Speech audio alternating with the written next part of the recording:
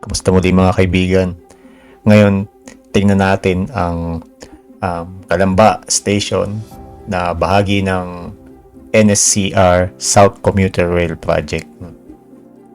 So, ngayon, ang NSCR Calamba Station ay siya yung huling station para sa South segment ng NSCR, doon sa South Commuter Rail Project. So, siya yung huling station. So, dito, makita natin dito sa map na yung location niya ay iba na compared dun sa dating station ng Calamba PNR, no? Titingnan natin dito sa pinakamapa. Yung dating station ng PNR ay dito sa may crossing dito sa Calamba. Ito yung lumang station ng PNR. So after nung PNR San Juan Bridge, tawid siya dito sa may tawid siya dito, then ito na yung pinaka-station niya. So sa ngayon doon naka-store muna yung ibang mga rolling stocks ng PNR, no? So yung bagong magiging station niya, ang location niya ay dito na sa area na to.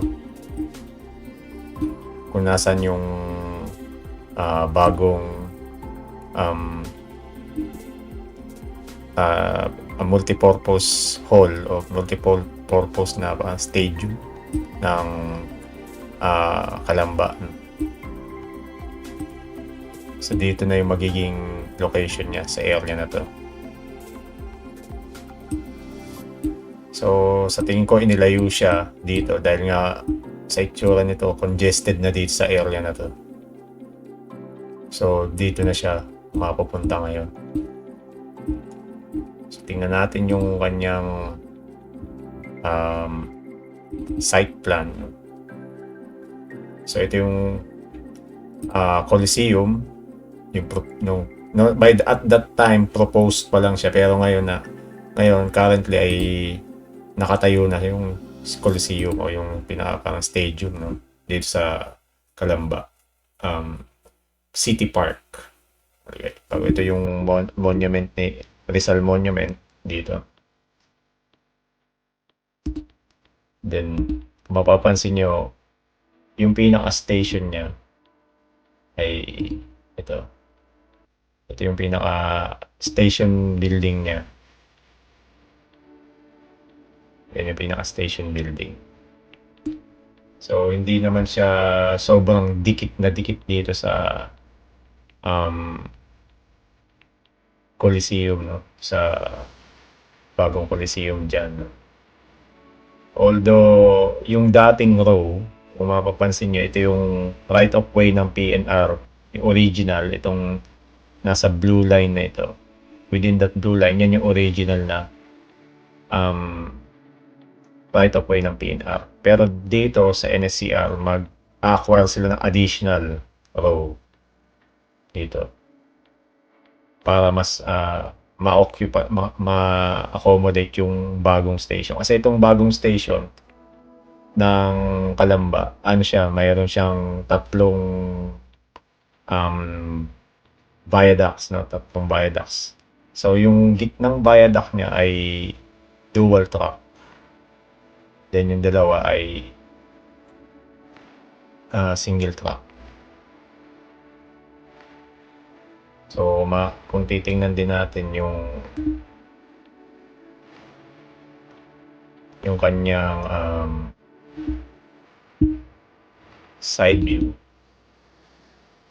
Yan yung mga viaducts ng Calamba Station. So, meron siyang tatlong level. So, Station Plaza, Concourse, and then yung pinaka-platform. Yung gitna niya, may dalawang tracks. Then, yung dalawa ay side track. Yung dalawang side ay yung single track lang na viaduct. Although yung pinaka-plan sa kanya ay siya yung pinakahuling station, no? Pero may chance pa rin na kung magkaroon ng bagong development, may i-continue ito. Pero sa ngayon, yan yung pinaka end station. Then kung mapapansin nyo dito,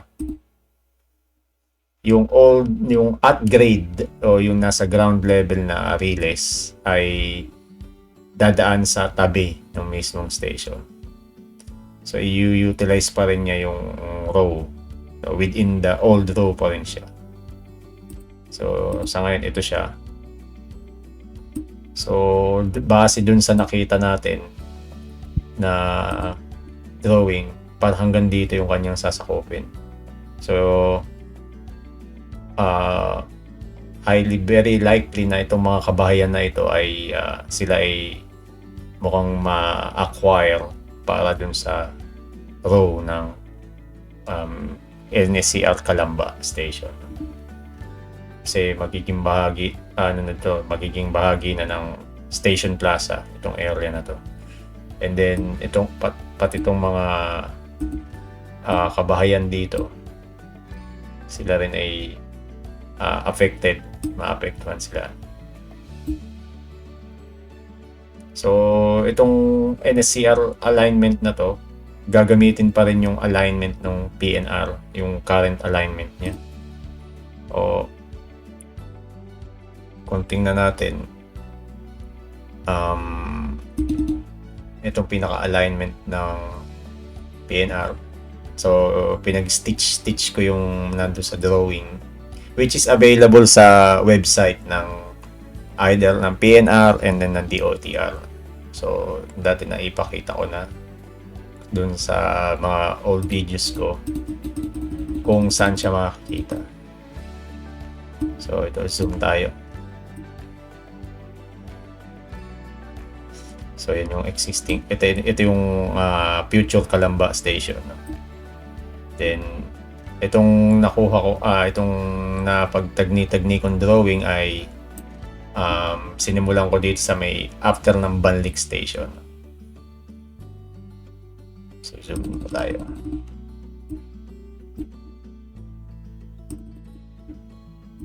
So ito after ng Banlik Station. And then nandyan din yung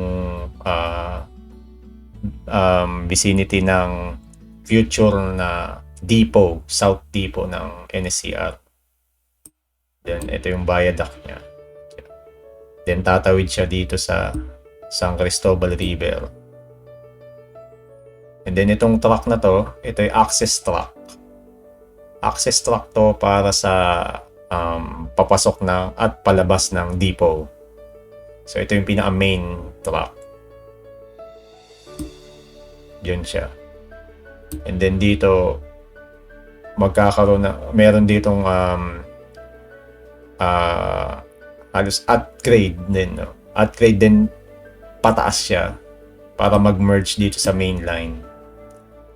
Yung access truck galing sa depot, mag-merge siya dito sa main line, no? So pataas. Then dito magkakaroon siya ng yung mga switches, no, para makalipat ng linya yung tren papunta at galing sa depot. So, ito yung area na yun.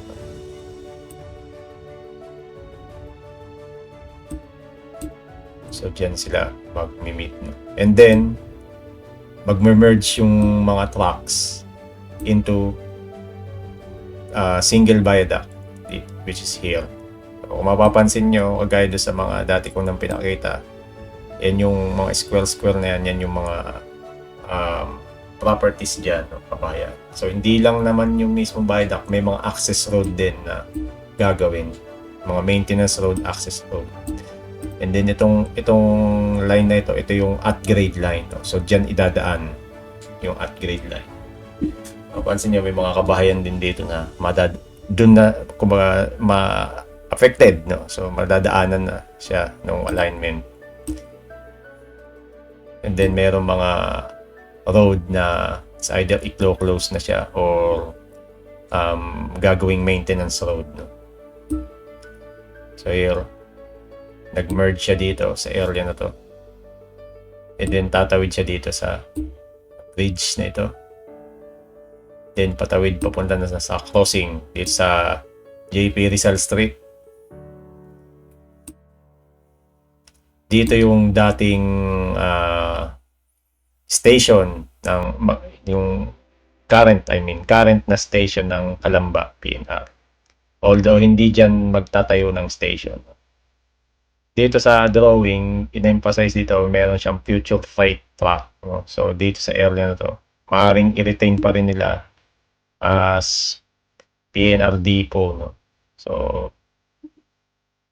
yung para sa mga upgrade. No? Pero, tingnan natin kung may mga pagbabago gagawin.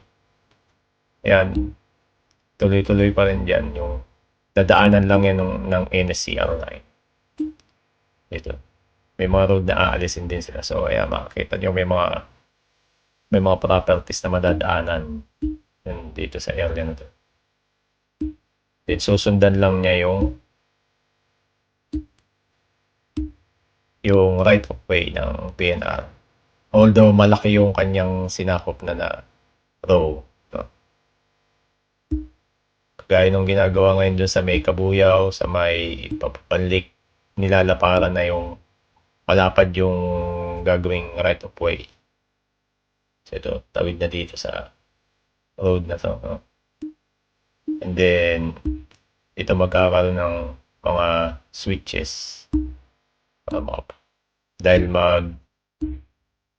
hihiwalay-hiwalay na ulit yung mga trucks going to yung future NSCR Calamba Station. So, ito yung future Calamba Station. Then, dahil nga dito na yung end ng line, ito na hanggang dito lang yung line. May buffer stops ito dyan. Mapapansin nyo yung mga kabahayan dyan ay ma-acquire sila. Pati dito, kasi may future na freight trucks. Although ngayon, yung sa NSCR muna yung gagawin nila. So, bago makaabot ng kalsada, hanggang doon lang yung linya ng NSCR. So, yan yung alignment from Banlik up to Calamba. So, makulit natin. So, yan. Yung alignment niya.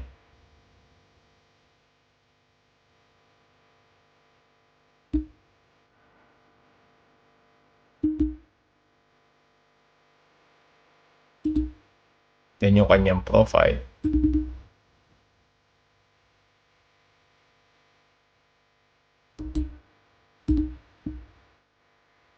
So pag sinabing profile, parang side, niya yung naka-side view niya.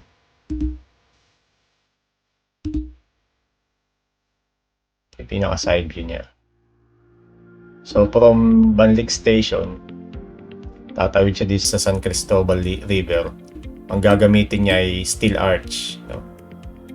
Steel tied arch bridge construction. So, steel bridge para matawid niya tong San Cristobal River. And then, halos level lang yung kanyang viaduct. Pero, kung mapapansin nyo dito, itong blue line na ito. So, up natin. Itong blue line na ito yung access track papunta sa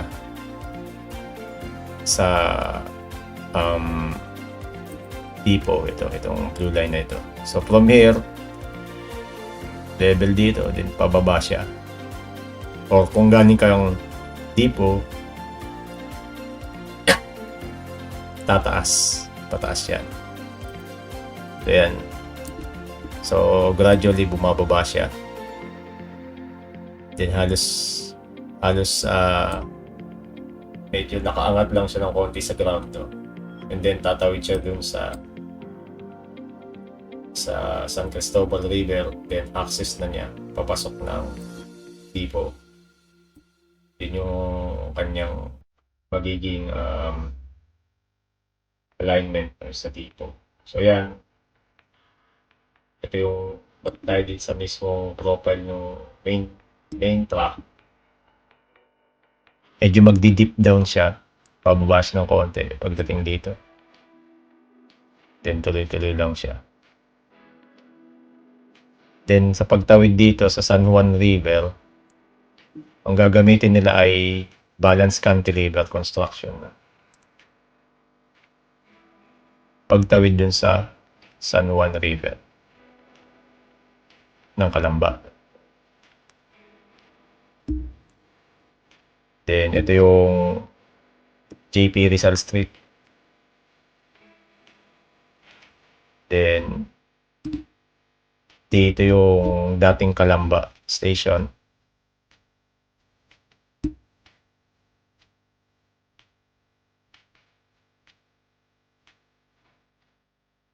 Then pagtawid dito sa South Road, Manila South Road, balance cantilever ulit ang gagawin nila. Kasi kung titingnan ninyo dito sa ito yung South Road, pagtawid dito, ano siya, medyo nakahilis siya.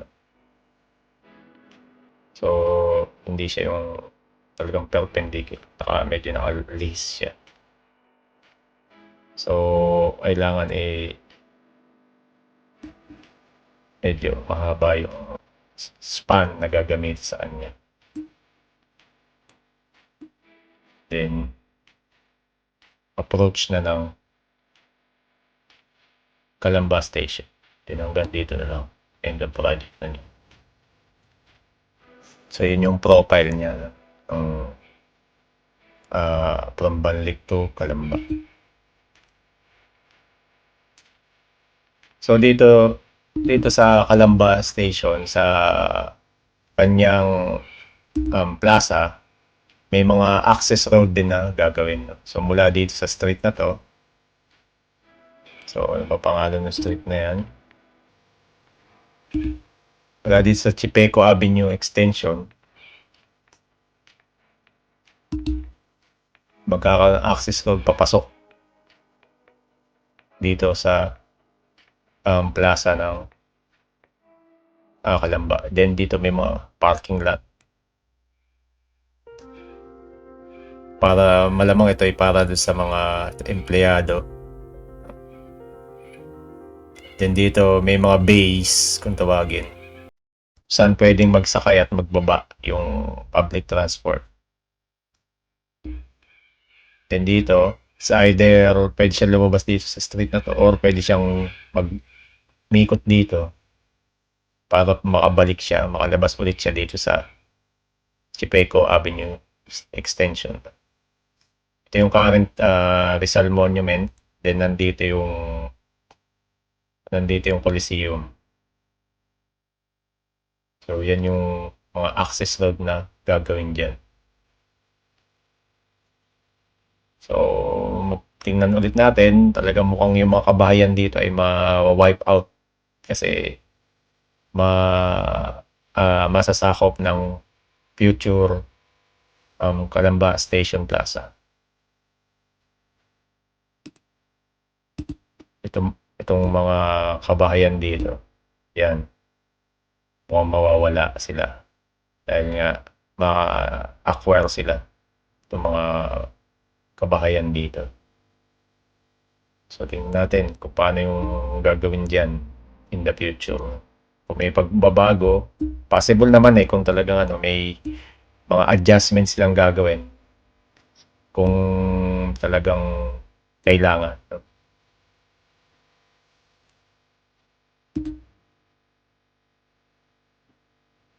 Then ito yung itsura nung Calamba Station.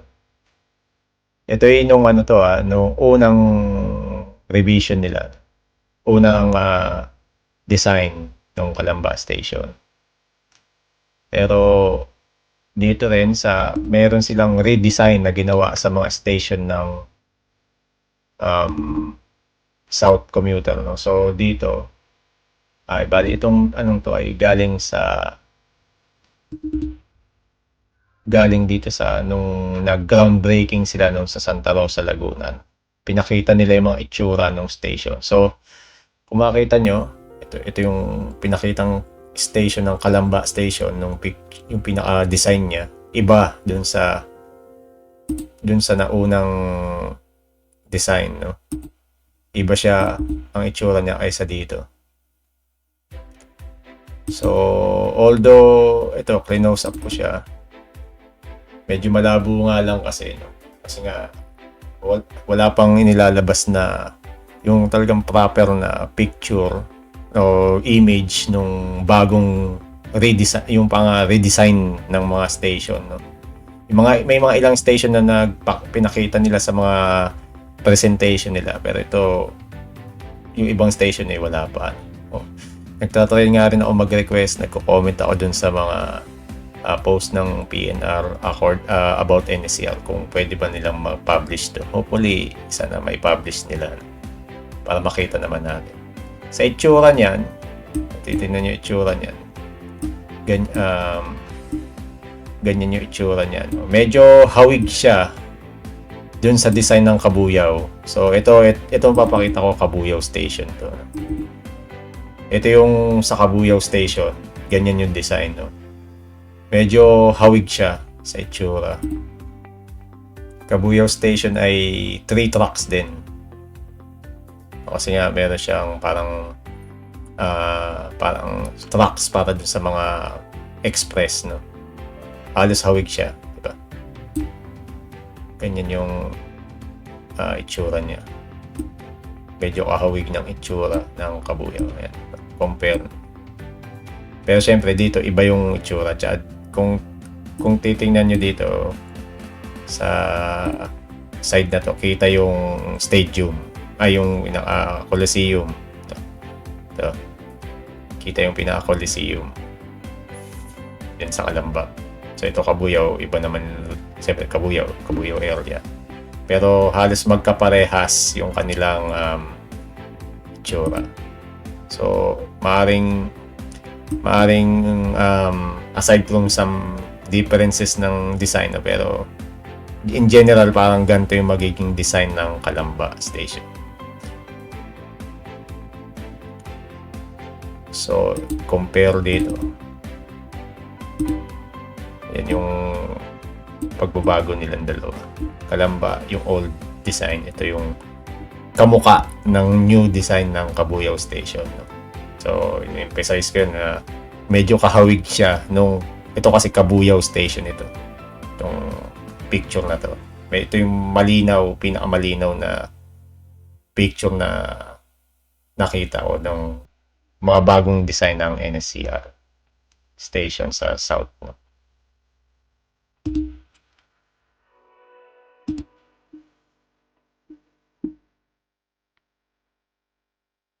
And then, ito yung loob ng Kabuyaw Station, pero ganun din, 3 tracks kasi, so maaaring ganito rin yung magiging itsura sa loob ng Calamba Station. So, standard sa mga NSCR station yung meron silang half height na platform screen doors, no? So, para hindi aksidenteng mahulog yung mga tao, yung mga passenger sa trucks. Then, kagaya rin ito, tatlo yung kanyang viaduct. Ayan. So, sa design nito, gumagamit sila ng membrane para sa roofing nila. Ganyan yung pinaka magiging itsura. Ito yung maaring maging itsura rin dun sa Calamba Station. Pero itong picture na to, sa Kabuyaw ito. Kabuyaw Station. Ayan, nakalagay Kabuyaw Station.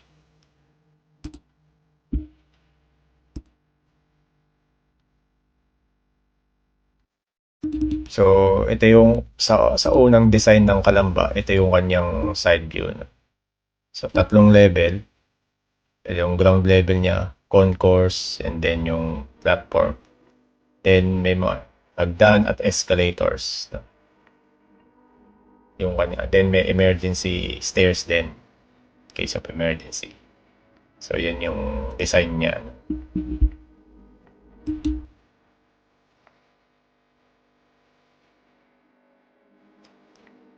And then, yung steel arch bridge na nakita natin, ito yung magiging design niya yung tatawid sa San Cristobal River, no? So, yan yung pinaka-forma niya. Looking in the front ng Steel Arch Bridge. Then ito naman yung sinasabi kong access track. Yung dalawang to, access track to, papunta dun sa depot, no? And then, lilipat siya dito sa gilid. So, ito yung future, yung freight line na upgrade. So, ito, pababa na ito. And then, patawid na San Cristobal River para makapasok na sa depot. Ito yung access track na yun.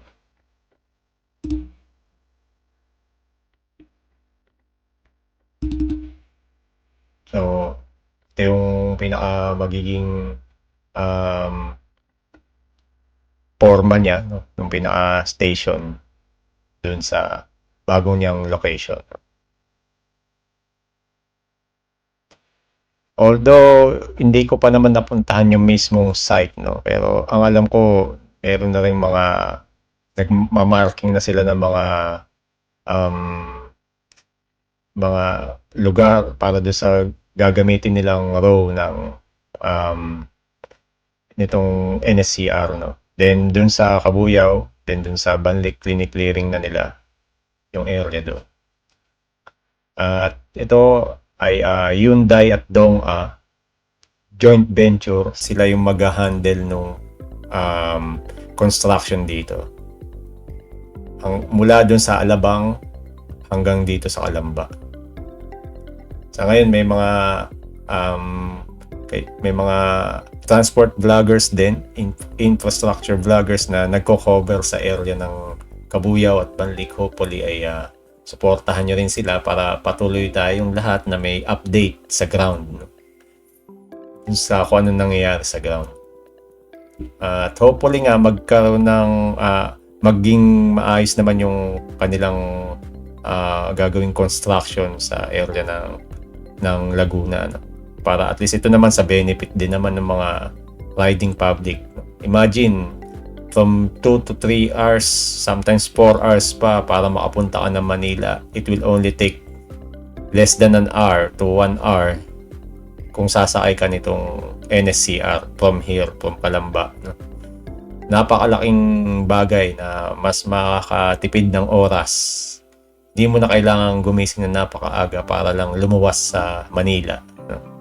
At all the way pa papunta ng Clark. So magkakaroon ng connection yung dalawa na area, no? And then at least hopefully makaka-contribute din to para ma-decongest yung NCR, no? So yun lamang po, no? At nawa ay nakapagbigay ako ng information sa overview ng Calamba Station po. So kung kayo po ay mga malapit sa area na ito, either kung maapektuhan kayo o kung may nakita po kayo mga construction activities, either comment niyo po or kung pwede rin po mag-post din kayo sa YouTube or sa kung ano man social media, kung ano na yung nangyayari sa area ng construction para at least nalalaman din ng iba pang mga sumusubaybay sa construction nito. So yun lamang po. Maraming salamat po sa inyo.